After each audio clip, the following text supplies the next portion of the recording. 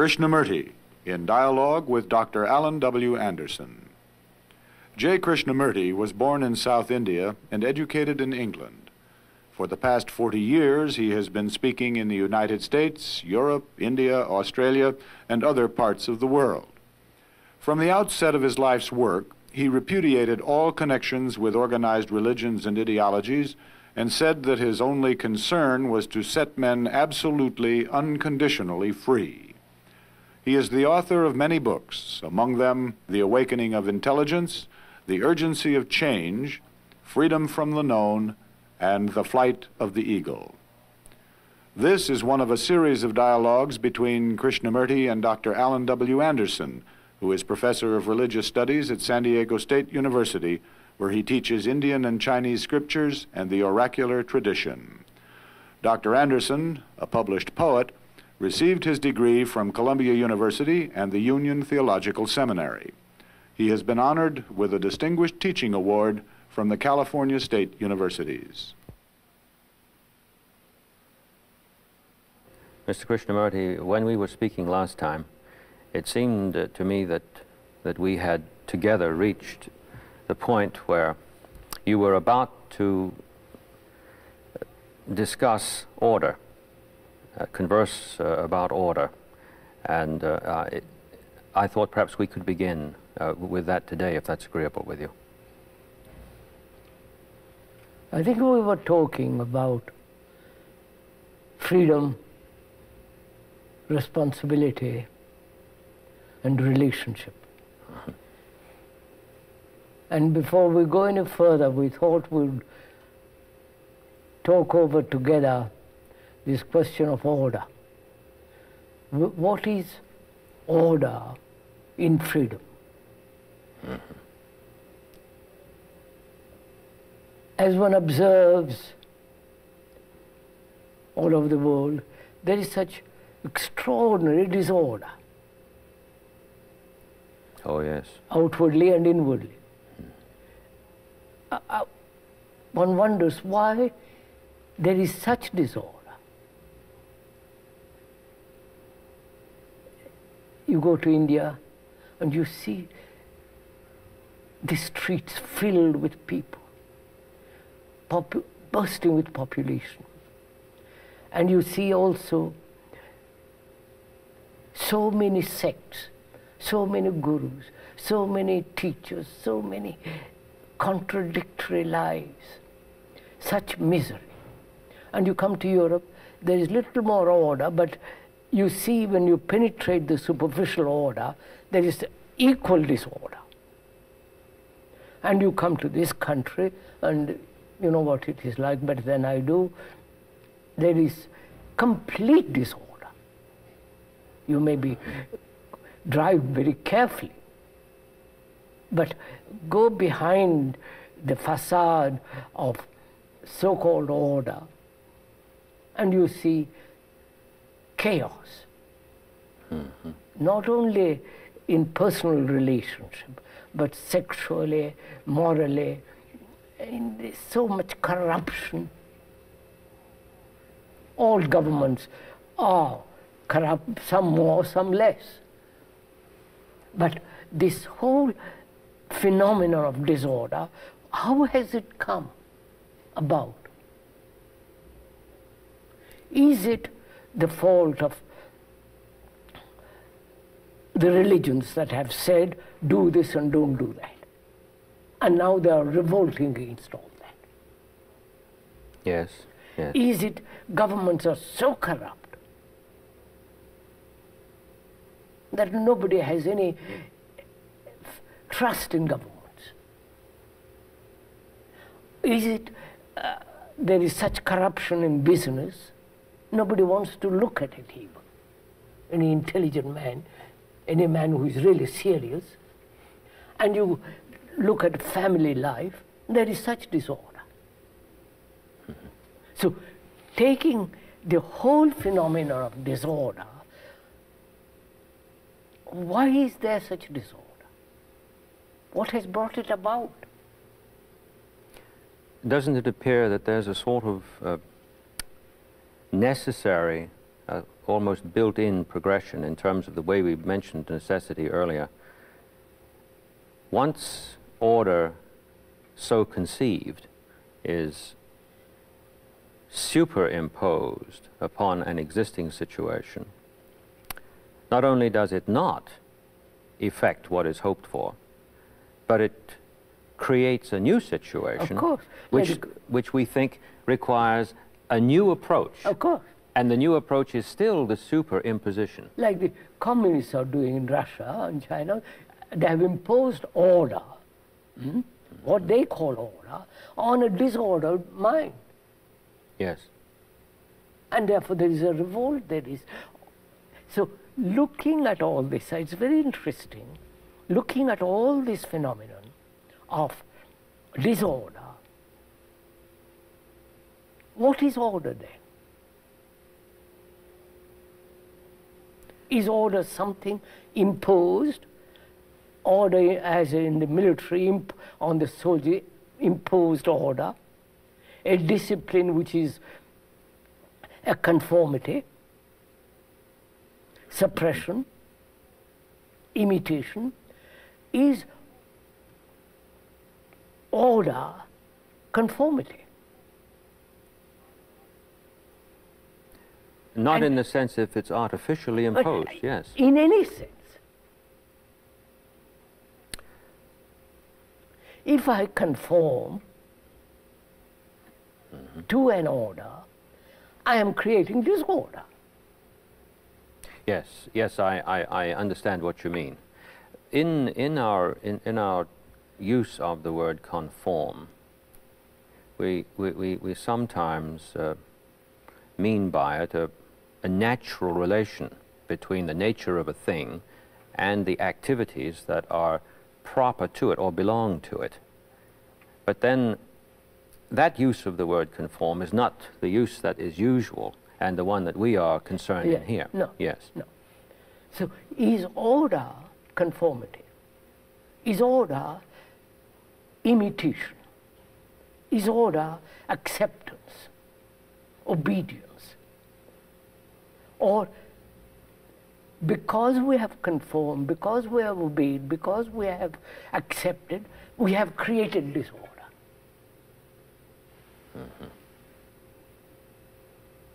Because discipline, in the ordinary accepted sense of that word, is to conform. Yes, we say in English, don't we, to someone who appears to be undisciplined, or who in fact is undisciplined, we say straighten up. Straighten up, yes, yes. The images that we use to refer to that correction are always rigid, aren't they? Yes. Yes, yes. So that authority, whether the communist authority of the few, or the authority of the priest, or the authority of someone who says, I know and you don't know, that is one of the factors that has produced disorder. And one of the factors of this disorder is our lack of real culture. We are very sophisticated, we are very so-called civilized, in the sense we are clean, we have bathrooms, we have better food and all that, but inwardly we are not cultured. We are not healthy, whole human beings. The inner fragmentation spills out into our operations externally.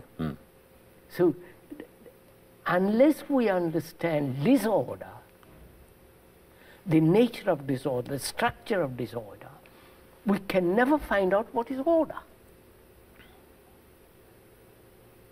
Out of the understanding of disorder comes order.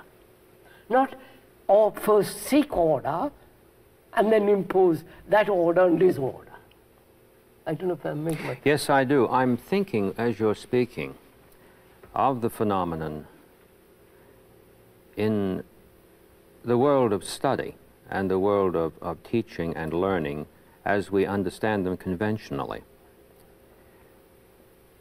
I've noticed in our conversations that you always suggest that we study some dysfunction. We're never invited really to do that. We are given the notion that the thing to study is the principle involved. The argument for that, of course, is that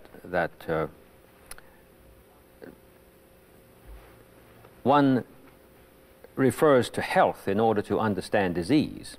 Correct. But then the reference to health, when that is said, is received purely conceptually.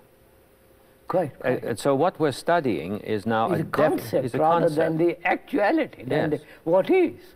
And we slip out Yes, quite. of the true task. There is a difficulty in grasping the suggestion that we study the disorder simply because a disorder by its own condition is without an ordering principle. Quite. Therefore, it sounds, when it comes out, as though I'm being asked to study something that is unstudyable. But to the contrary. On the contrary. Yes, yes. Now I'll stop. You go ahead. On the contrary, you were about to say something. On the contrary, there must be an understanding of disorder. Why it has come about. Yes. One of the factors, sir, is, I think, basically that thought is matter, and thought has by its very nature is fragmentary. Mm-hmm. Thought divides the me and the not me, we and they, my country and your country, my ideas and your ideas, my religion and your, and so on. The very movement of thought is divisive. Mm-hmm. Mm-hmm. Because thought is the response of memory, response of experience, which is the past. And unless we really go into this question very, very deeply, the movement of thought and the movement of disorder. That seems to me to be a key word there, that for my understanding, in listening to you, movement here. To study the movement of disorder would seem to me to take it a step deeper than the phrase to study disorder. With the word movement, we're dealing with act. It's a movement. Exactly. The career of disorder. Yes. If that is what we're directed upon, then I think the objection that the study of disorder is to undertake an impossible pursuit is not made with any foundation. That objection loses its force precisely at the point when one says, no, it's not disorder as a concept that we're dealing with here. It's the movement of it. It's its own career, it's its passage, it's the whole corruption of the act as such. Yes, yes, exactly. I keep on saying this business about act all the time, and perhaps it seems repetitious. That's absolutely right. But, you know, hardly ever is that taken seriously. I know, sir. By our species. Of course, the animals are onto that from the beginning, but we don't. You see that we deal with concepts, not with what is, actually what is, rather than discuss formulas, concepts and ideas. What is disorder. And that disorder is spreading all over the world. It's a movement. It's a living disorder. It isn't disorder which is dead. It's a living thing, moving, corrupting, destroying. Yes. exactly, exactly. So, but it takes, as you pointed out so often, it takes an extreme concentration of attention to follow movement. And there's a rebellion in us against following movement, which perhaps lies in our disaffection with the intuition that we have that transition is unintelligible. okay. And we don't want that. We can't stand the thought that there's something that is unintelligible. And so we just will not make that Correct. active attention. So it's like yes. sitting on the bank of a river and watching the waters go by. You can't alter the water. You can't change the substance or the movement of the water. In the same way, this movement of disorder is part of us and is flowing outside of us. So we can have, one has to look at it. And there's no confusion in the act at all. Obviously not. It is, that's what, no, first of all, so let's go into it very, very carefully. Mm-hmm. What is the factor of disorder? Disorder means contradiction, right? Yes, and conflict, yes. Contradiction, this opposed to that. Right. Or the duality, this opposed to that. The contention between two things to be mutually exclusive. Yeah. Yes. And what brings about this duality and the conflict? Is there a duality at all? Certainly not in act there is not a duality. That simply couldn't be. There certainly could be said, not even with respect, don't you think, to thought itself and its operation, that there is a dualism. But the duality, of course, is present in terms of distinction, but not in terms of division. Division, that's right. Not in terms of division. Yes, yes, so, I follow. I mean, after all, there's man, woman, right, black and white and so on. But is there an opposite to violence? Yes, I'm listening very intently. Or only violence? But we have created the opposite. Thought has created the opposite as non-violence. And then the conflict between the two. The non-violence is an abstraction of the what is. Mm-hmm. And thought has done that. Exactly. Yesterday I had a difficult time in class over this. I made the remark that vice is not the opposite of virtue. Virtue is not the opposite of vice. And somehow I just couldn't, it seems, communicate that because of the insistence on the part of the students to deal with the problem purely in terms of a conceptual structure. That's, I don't know if you want to go into it now, if it is the right occasion.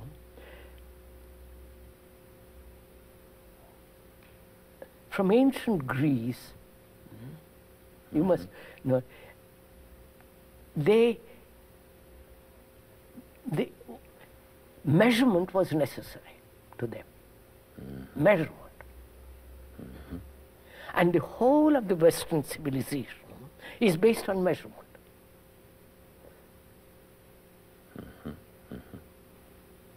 Which is thought.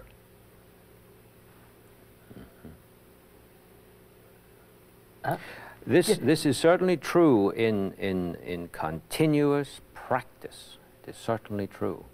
And the irony of it is that an historian looking at the works of the great Greek thinkers would turn around and say at this point, well now, just wait a minute, and we would say some things about Aristotle and Plato that would suggest that no, there's a much more organic grasp of things than simply approaching it in a slide rule way. But that doesn't come to terms with what you're saying. You see, right. Sir, right. You can see what is happening in the world, in the Western world. Technology, commercialism, and consumerism is the highest activity that's going on now. Exactly. Which is based on measurement. Yes, it is. Oh, yes. Which is thought. Now, look at it, hold it that minute, and you'll see something rather odd taking place. The East, especially India exploded over the East in a different sense.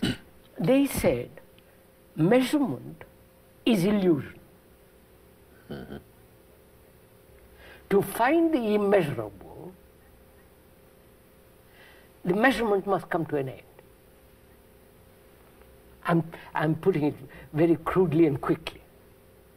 No, but it seems to me that you're putting it precisely well with respect to this concern we have with ACT. Yes. Yes. So it's not crude. It's very interesting because I've watched it.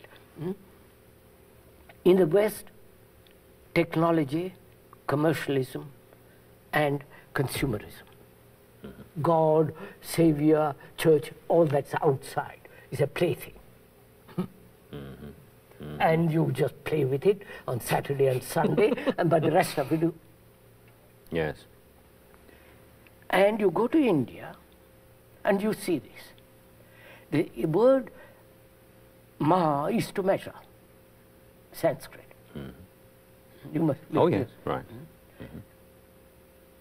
And they said, reality is immeasurable.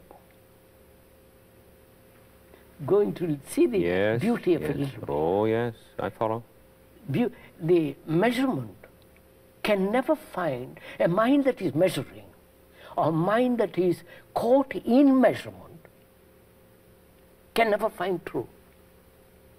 I'm putting it that way. They don't put it that way. I'm putting it. So they said to find the real, the immense, measurement must end. But they use thought as a means to, as thought must be controlled, they said. Yes. Yes. You follow? Yes, I do. So in order to find the immeasurable, you must control thought. And to control, who is the controller of thought? So another fragment of thought. I don't know if you follow. Oh, I follow you perfectly. Yes, I do. So they use measurement to go beyond measurement. Yes. And therefore they could never go beyond it. Yes. They were caught in an illusion of some other kind. But it's still the product of thought. I don't know if Yes. What flashed over my mind as you were speaking was the incredible irony of their having right in front of them, I'm thinking now of the Brihadaranyaka Upanishad, this profound statement that is full, meaning anything that I think is over there, that's full. This that I've divided off from that, this is full. From fullness, to fullness issues forth. And then the next line, if fullness is taken away from the full, fullness indeed still remains. Now, there's reading that, you see, but if they approach it in the manner that you've so well described, they haven't read it in the sense of attended to what's being said, because it's the total rejection of that statement that would be involved in thought control. Yeah, of course. Of course. Yes, see, yes, You see, yes. that's what I'm trying to get at. You see, thought has divided the world physically. America, India, Russia, China, you follow, divided the world. Thought has fragmented the activities of man, the businessman, the artist, the politician, the beggar, the follow. Yes. Fragmented that. Yes, yes. Thought has created a society based on this fragmentation. And thought has created the gods, the saviors, the Jesuses, the Christs, the Krishnas, the Buddha. Mm-hmm. And those are all measurable. In a sense, you must become like the Christ, or you must be good.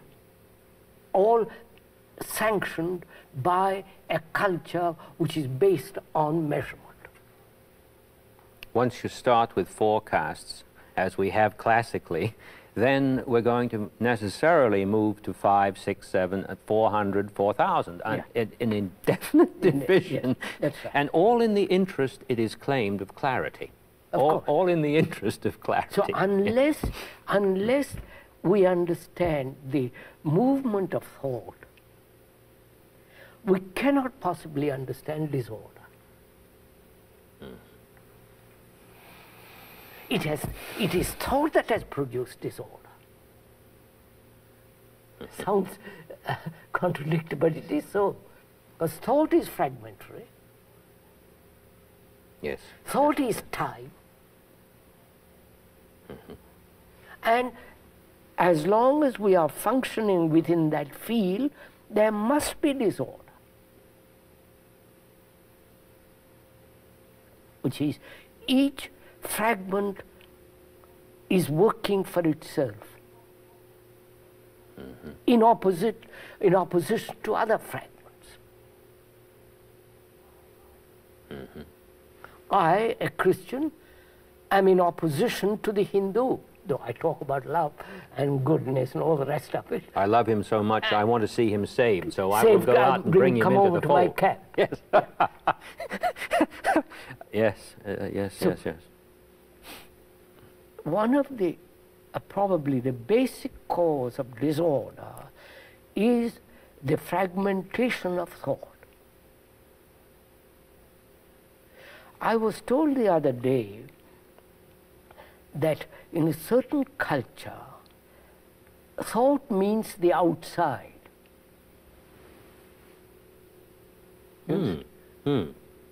That's very interesting. When they use the word outside, they use the word thought. And we think it's inside. And that's the whole, you follow? How marvelous, how marvelous. So thought is always outside.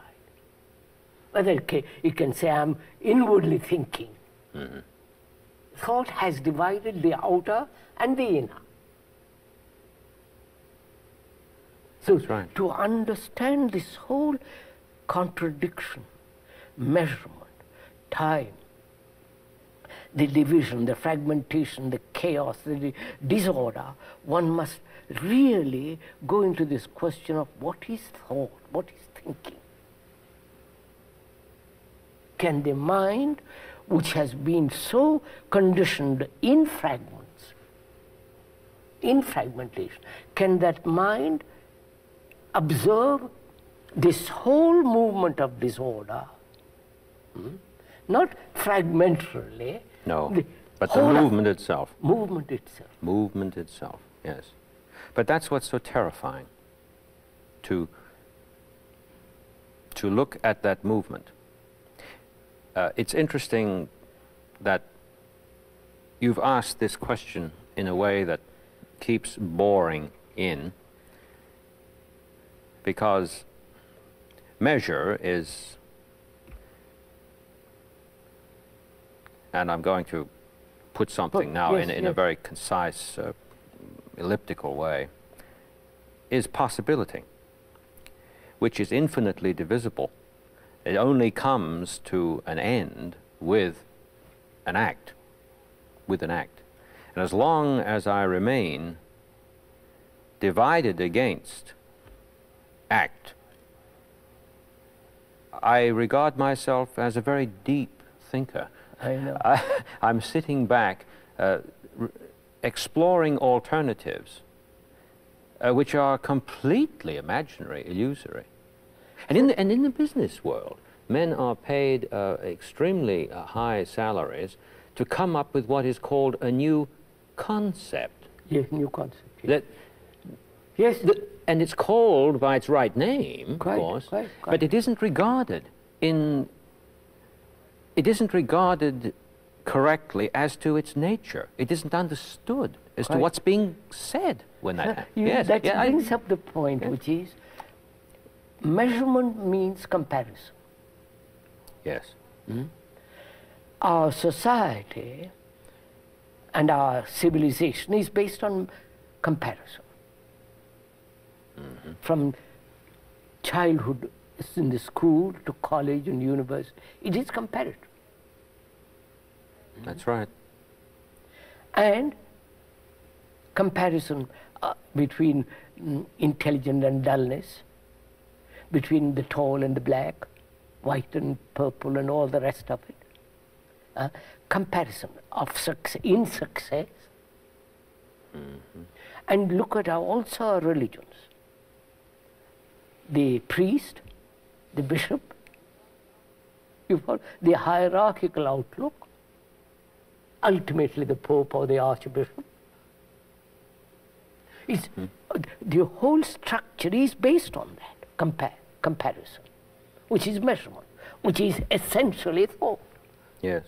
The Protestants complain about the Catholic hierarchy, and yet their scripture, their Bible, is what some Catholics call the paper pope. Of course. Of course, yes. With the very rejection of something, something takes its place which becomes even more divisive. Yes, yes. So is it possible to look without measurement, that is, without comparison? Is it possible to live a life, living, acting, laughing, the whole life, living, crying, without a shadow of comparison coming into it? So this, I have done, I'm not boasting, or I'm just stating a fact. I've never compared myself with anybody. That's a most remarkable thing. Most remarkable thing. I've never thought about it even, say, but somebody much cleverer than me, somebody much more brilliant, much so intelligent, somebody greater spiritual. It didn't enter. Therefore, I say to myself, is measurement, comparison, imitation, are they not the major factors of disorder? I've had a very long thought about what you said a few conversations ago about when you were a boy, and you never accepted the distinctions that were employed in a dividing way. Oh, of course, and within the social order. And I had to think about my own growing up and accept the fact that I did accept this distinction in terms of division, but I didn't do it with nature. But that set up a conflict in me. Of course. Because I couldn't understand how it could be the case that I'm natural as a being in the world, but I'm not somehow related to things the way things are in what we call nature. Right. Then it suddenly occurred to me later that in thinking that way, I was already dividing myself off from nature, and I'd never get out of that problem. No. And the thing came to me some years ago with a tremendous flash when I was in Bangkok in a temple garden, and of an early morning I was taking a walk, and my eye was drawn to a globule of dew resting on a lotus leaf, and it was perfectly spherical, and I said, where's the base? How can it be stable? Why doesn't it roll off?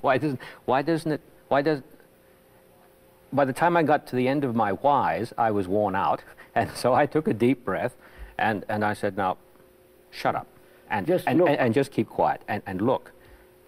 And I saw that each maintained its own nature in this marvelous harmony without any confusion at all. And I was just still.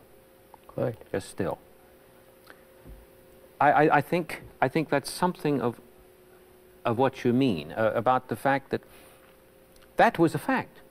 That just remain with the fact. Look at the fact. That marvelous globule on that leaf is the fact. Yeah. Is what is the act. Is what is done. Isn't that what? Right. Yes. So from this arises, can one educate a student to live a life of non-comparison? Bigger car, lesser car, you follow? Mm-hmm. Dull, you are clever, I am not clever. What happens if I don't compare at all? Will I become dull? On the contrary. I am only dull, I know I am dull only through comparison. If I don't compare, I don't know what I am. Then I begin from there. Yes, yes, yes. The world becomes infinitely accessible. Oh, then yes. the whole thing becomes extraordinarily different. There is Yes. no competition, there is no anxiety, there is no conflict with each other. This is why you use the word total Yes, often, isn't it? In order to express that there's nothing drawn out from one condition to the other. There's no link there. There's no bridge there. Totally disordered. Totally order. Absolutely. Yes, and you use the word absolute often, which it terrifies many people today. So after all, mathematics is order. Oh, The yes. highest form of mathematical investigation, you must have a mind that's totally orderly. The marvelous thing about math, too, is that whereas it's the study of quantity, you don't make passage from one integer to another by 2 getting larger. 2 stops at 2. 2.5 is no more 2. Somehow that's the case. Yes. But a child, when he's taught mathematics, is never introduced to that that I've ever heard of. You see, so our teaching, our everything is so absurd. Is it possible, sir, to observe this movement of disorder with a mind that is disorderly itself, and say, can this mind observe disorder this mind which is already in a state of disorder. So disorder isn't out there, No. but in here. Now, can the mind observe that disorder without introducing a factor of an observer who is orderly? Who will superimpose? Yes. Therefore, observe perceived disorder without the perceiver. I don't know Yes. if I'm making Yes, sense you at are. all. Yes, you're making sense. That is, to understand disorder, we think an orderly mind is necessary. As over against the disorderly one. Disorder. But the mind itself has created this disorder, which is thought and all the rest of it. So can the mind not look at disorder out there, but the maker of disorder which is in here? Which is itself the Which very is mind. Mind as itself is disordered. disordered. Yes. But as soon as that is stated conceptually, No. Concepts is finished. yes, That's like but we are using words. we are using words to communicate. Exactly. And what I'm concerned with, just for a second, is what are we going to say when we hear the statement that it is the disordered mind that keeps proliferating disorder, but it's that course. disordered mind that must see, that must see. I'm going to show you. That- You will see right, in a minute yes, what right. takes place. Yes. Disorder is not outside of me. Disorder is inside of me. That's a fact. Because the mind is disorderly, all its activities must be disorderly. And the activities of disorder is proliferating or is moving in the world. Now, can this mind observe itself without introducing the factor of an orderly mind, which is the opposite? I don't know. Yes, it is. The opposite is, of course, it's the So opposite. can it observe without the observer, who is the opposite? That's the question. Now, watch it, sir, if you are really interested in I it. am. I'm deeply interested in it. If you will see, the observer is the observed. The observer who says, I am orderly and I must put order in disorder. Generally what takes place. But the observer is the factor of disorder. Because the observer is the past, is the factor of division. Where there is division, there is not only conflict, but disorder. You could see so happening actually in the world. I mean, all this problem of energy, all this problem of war, peace and all that, can all be solved absolutely when there are not separate governments, sovereign armies, and say, look, let's solve this problem all together, for God's sake. We are human beings. This earth is meant for us to live on. Not Arabs and Israelis and America and Russia. It's our earth. And it's round. Yes. But we will never do that because our minds are so conditioned to live in disorder, to live in conflict. And vocation is given a religious description in terms of the task of cleaning up the disorder with my idea of order. Or your idea of order is the fact that has produced disorder. Exactly. So it brings up a question, so which is very interesting.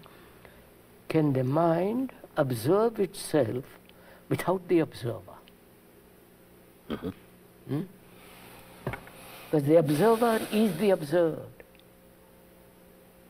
Disorder, the observer who says, I will bring order in disorder, that observer itself is a fragment of disorder. Mm-hmm. Yes. Therefore, it can never bring about order. So can the mind be aware of itself as a movement of disorder, not trying to correct it, not trying to justify it, not trying to shape it, just to observe. I said previously, to observe sitting on the banks of a river and watch the waters go by. You see, I mean, then you see much more. Mm-hmm. But if you are in the middle of it swimming, you'll see nothing.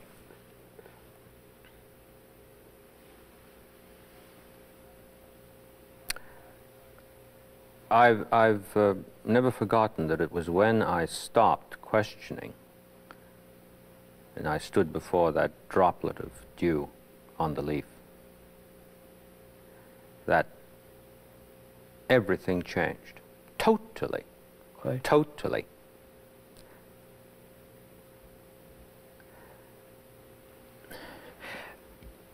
And what you say is true. Once something like that happens,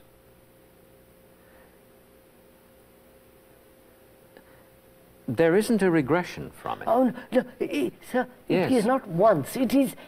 Forever. It's, yes. It's Yeah. not an incident that took place. It is, my life is not an incident, it is a movement. Exactly.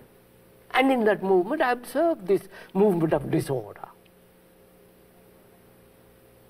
And therefore, the mind itself is disorderly. And how can that disorderly, chaotic, contradictory, absurd little mind bring about order? It can't.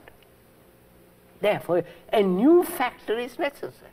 Mm-hmm. And the new factor is to observe, to perceive, to see without the perceiver. To perceive without the perceiver. To perceive without the perceiver. Because the perceiver is the perceived. Yes. If you once grasp that, then you see everything without the perceived. You don't bring in your personality, your ego, your selfishness. You say, disorder is the factor which is in me, not out there. The politicians trying to bring about order, when they are themselves so corrupt. You follow, sir? How Yes, I can do. they bring order? It's impossible. It's impossible. It's a one long series of And palliatives. that's what's happening in the world. Where the politicians are ruling the world. From Moscow, from Delhi, from Washington, wherever it is. It's the same pattern being repeated. Living a chaotic, corrupt life, you try to bring order in the world. It's childish. Mm-hmm. Mm-hmm. So, that's why transformation of the mind is not your mind or my mind. It's the mind, the human mind. Or the mind trying to order itself, even. Not even that. Now, how can a, Because the a perceiver blind is the man perceiver. trying to bring about color? And he says, well, that's gray, and for it, it's no meaning. Mm-hmm. So, can the mind observe this disorder in itself without the observer who has created disorder. So this brings a very simple thing. To look at a tree, at a woman, at a mountain, at a bird, or a sheet of water with a light on it, the beauty of it, to look without the seer. Because the moment the seer comes in, the observer comes in, he divides.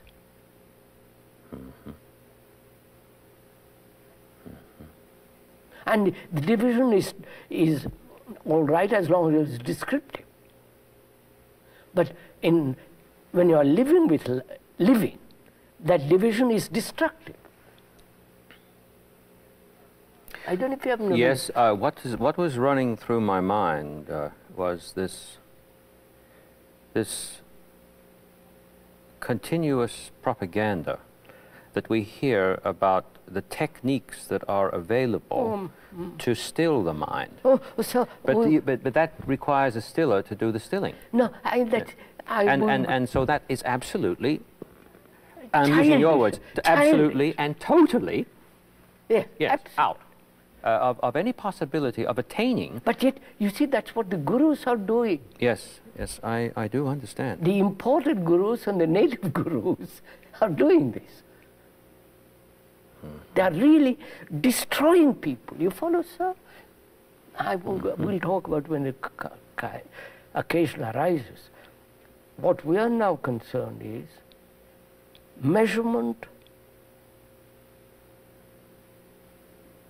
which is the whole movement of commercialism, consumerism, technology, is now the pattern of the world.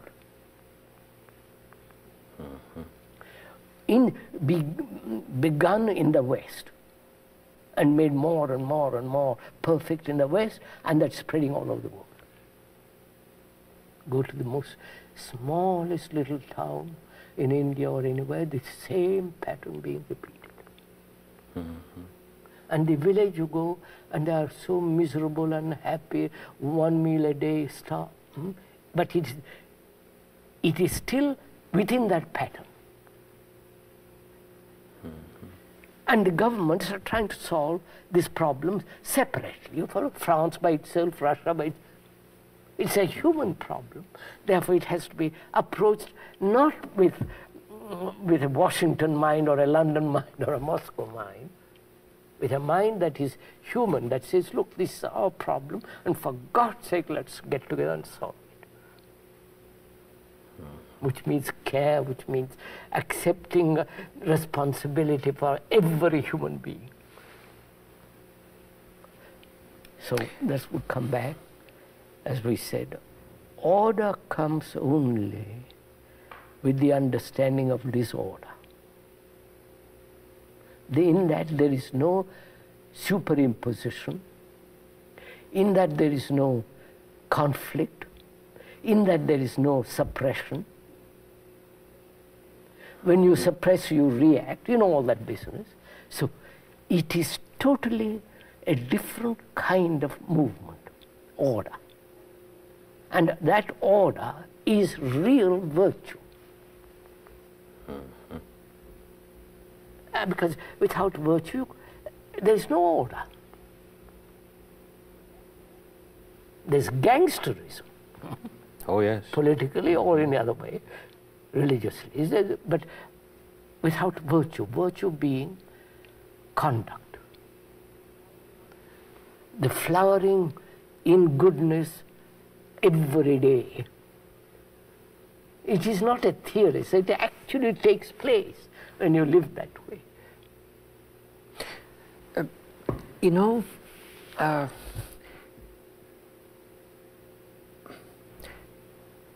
the hexagram in the I Ching called conduct is also translated treading. Treading. Treading, meaning a movement. Of course. A movement. And That's a vastly different understanding of the usual notion of conduct. Yes, but I understand from what you've said that your use of the word conduct as virtue, as order, is precisely oriented to act, movement. Yes, sir. Yes. See, a man who acts out of disorder is creating more disorder.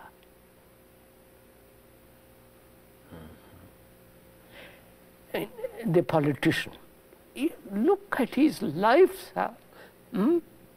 Ambitious, greedy, seeking power, position. Running for election. All the rest of it. Yeah. And he is the man that's going to create order in the world. The tragedy of it, and we accept it. You follow? Yes, we believe it's inevitable. We do. And therefore we are irresponsible. Because he did it and I didn't. Yes, yes. Because we accept disorder in our life. I don't accept disorder in my life. I want to live an orderly life, which means I must understand disorder. And where there is order, the brain functions much better. There is a miracle here, isn't there? Absolutely, that's the miracle. There's a miracle here. As soon as I grasp the movement of disorder, the mind grasps, yeah. Yes. Behold, there's order. That's just it, sir. That's truly miraculous. Perhaps it's the one and only miracle. Well, there are other miracles, but I mean, in the deepest sense of the word, Oh, yeah. all of them would have to be related to that, or we wouldn't have any of them, is what I meant. The real heart, the real core. That's why, sir, relationship, communication, responsibility, freedom, and this freedom from disorder is a great sense of beauty in it.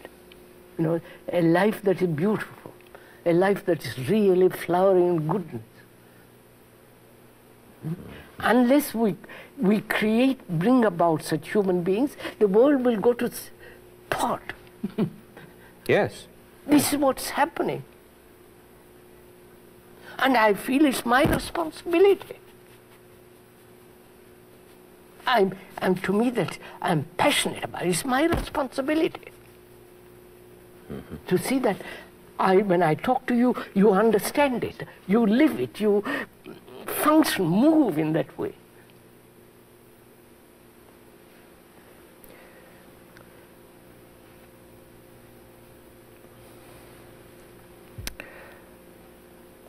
I come back to this attention thing. The enormous emphasis that you've made on staying totally attentive to this. I think I begin to understand something of the phenomenon of what happens when a person begins to think that they're taking seriously what you're saying. I didn't say begins to take it seriously. They think they're beginning to. As a matter of fact, they begin to watch themselves lean in to it. But of course, nothing started yet. But something very strange happens in the mind when this notion that I'm leaning in. I start to get terribly afraid. I become terribly fearful of something. Next time, We should discuss fear. Could we discuss fear? You know, so there is